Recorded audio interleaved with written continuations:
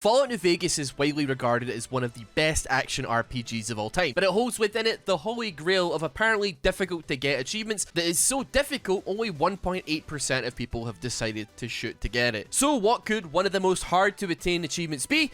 It's to play a card game. Caravan is an in-universe card game potentially introduced to you at the very beginning of the game, straight from the second you wake up from being shot in the head by Chandler Bing from Friends. What in the goddamn?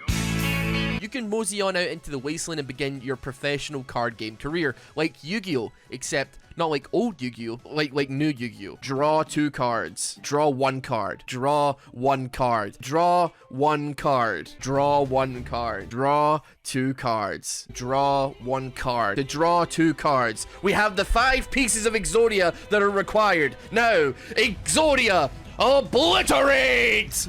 And it is as easy as that. And today I decided that since I'm now in the business of gathering these obscure and apparently difficult to get achievements in popular games, I thought, hey, I've done pretty well at card game tournaments in the past. I enjoy playing poker. How hard could it be? Well, if you've ever tried to play Caravan before, the answer is... So in this video, I am setting myself some rules. I'm going to teach you how to play Caravan, and please, I'm really going to try and make it not boring. And I'm going to become a wanderer of the wasteland, solving my problems not with violence, okay, sometimes with violence, but instead with card games. It really is like Yu-Gi-Oh! The achievement is pretty basic. It's win 30 games of Caravan. And to be honest, if you want to get this achievement by playing and beating Ringo in the first time you spawn in, you can do that. There's no limit to how many times you can play him. But I will tell you this, there's not nearly enough money to be made. I'm limiting myself to 5 wins per person max. There are 14 NPCs you can play Caravan with in the game, and some of them only allow you to play them a max of 5 times, regardless of win or loss. Also, some of them maybe have more money than you're prepared to wager. For this challenge as well, I'm not going to reload saves. A true card gamer learns more from their mistakes and their misplays than from their victories, and I intend to wear that like a badge of honor. So, how do you play Caravan? Well, for those of you who have played this game in the past and didn't understand it, but own a phone and play games on it today, it's Marvel Snap. I can't believe I'm saying this, but it's just Marvel Snap. I went into the first 5 wins completely unaware of what I was trying to do. I didn't understand face cards. I didn't really understand how the game worked at all for that matter, and I managed to just luck my way through Ringo's first 5 games. I can't play it! What?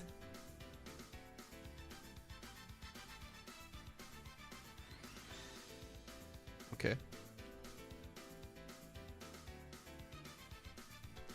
Yes! Immediately, I was done with Good Springs, and I made my way to Prim to battle the next gym leader, Johnson Nash. Although he would only play me for a max of 5 times regardless, I needed to learn here, and I needed to learn fast. So, Caravan, you fight over 3 different zones, looking to have your card value on these zones between the numbers of 21 and 26. Once a zone hits between those numbers, it becomes sellable. Once all 3 zones from either player become sellable, whoever controls the 2 zones that were sold beats the person who maybe only had 1 zone.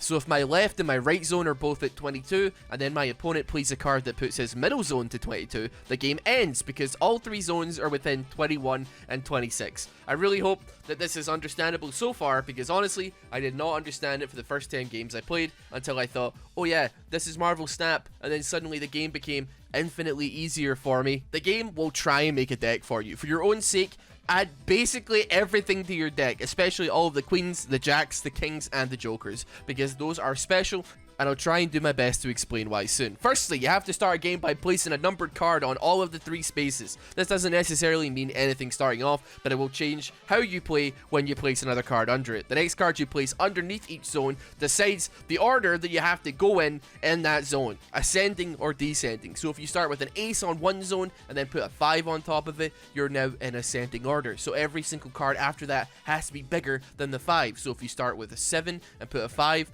you're now in descending order, so you have to put any cards that are lower than 5. Face cards are where the magic happens, baby. There are intricacies to each one and certain special things that happen when played on an ace, but I'm just gonna give you the basics you need to get this achievement here. Jacks are great.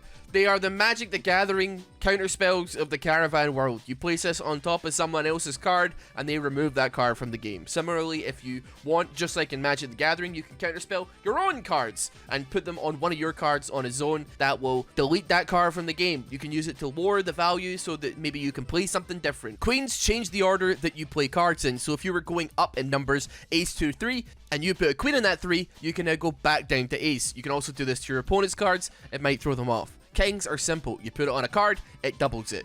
You can stack these, so you put a king on the king, and it doubles the double. You can use these to make your opponent intentionally go over the amount for them to sell their caravans, which means they have to discard their entire hand. Jokers require a little bit of thinking. If you place this on a card, it will remove every other card of that value except the one that it's currently on. So you place it on an 8, every other 8, whether it's yours or your opponent's, now disappears. Also, and most importantly, there appears to be no limit of how many of one card you can have in a deck. Hearthstone, you can have 2 max. Magic the Gathering, you can have 4. Yu-Gi-Oh, you can have 3. But in Caravan, you can apparently have as many as you want. How do I know this? What the? He jacked me 3 times, bro. Oh my god, he used another king. Or them at least. And he used his final jack, right? What do you mean? You've used 5 jacks? Nobody's got 6 jacks. That would just be outrageous. That just wouldn't make...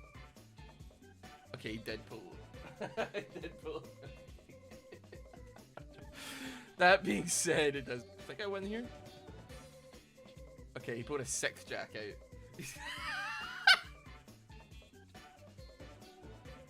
7 jacks. That was a 7th jack. Excuse me? We won. I don't know what his deck looks like at all, man, but the AI does not mess around, and suddenly I realized why so many people probably started this achievement and gave up. For real, a solid percentage of people have beaten one of the multiple endings of the game, more than they have won 3 games of Caravan, never mind 30 games of it. Almost every single ending, in fact, is more than 3 games of Caravan. So, Johnson Nash was a reality check. One of those games, I was sitting with over 100 in one of my zones, and I won, still having absolutely no idea how I made that happen. Next up on the list, we had to head north to the New Vegas Strip for someone who was basically a fresh spawn. As it would turn out, this was a little bit more difficult than I anticipated. Uh-oh. I'm a lover, not fighter! I'm a lover, not fighter! These are so many, bro! God.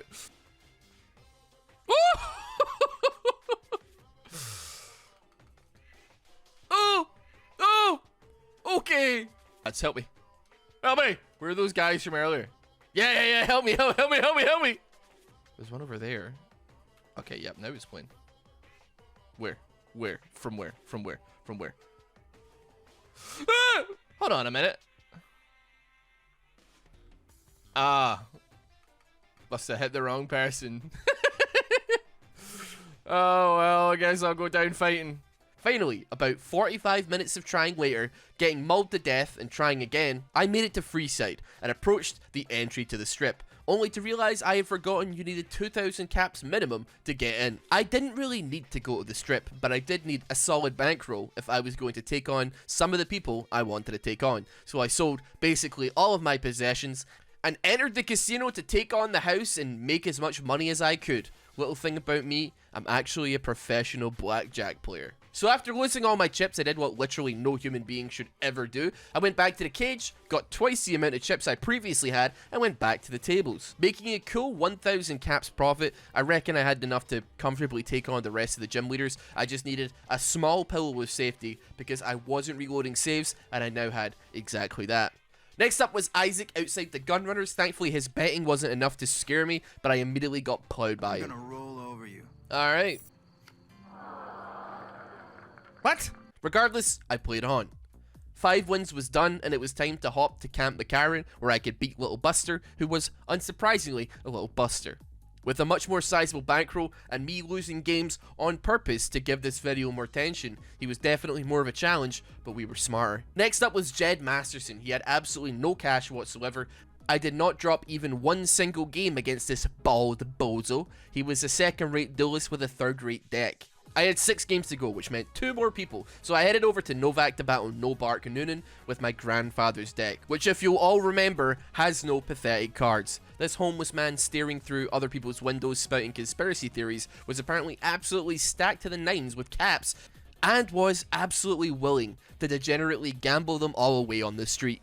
At a bet adding up to $1.50 worth of caps, I managed to beat him, which reduced the risk massively, because in New Vegas, NPCs can actually only bet a quarter of the money they have on them, so if you play with a merchant, and then buy a bunch of stuff from them and play them again, they will gamble with more money. Losing was not a possibility, because losses would exponentially stack up and would make it more and more difficult for me to win because of the absolute devastation to my bank account losing would have. With Noonan done, I had 1 single game left to finish this 4-hour long journey, and that person was the man who started it all. My sweet, sweet Ringo.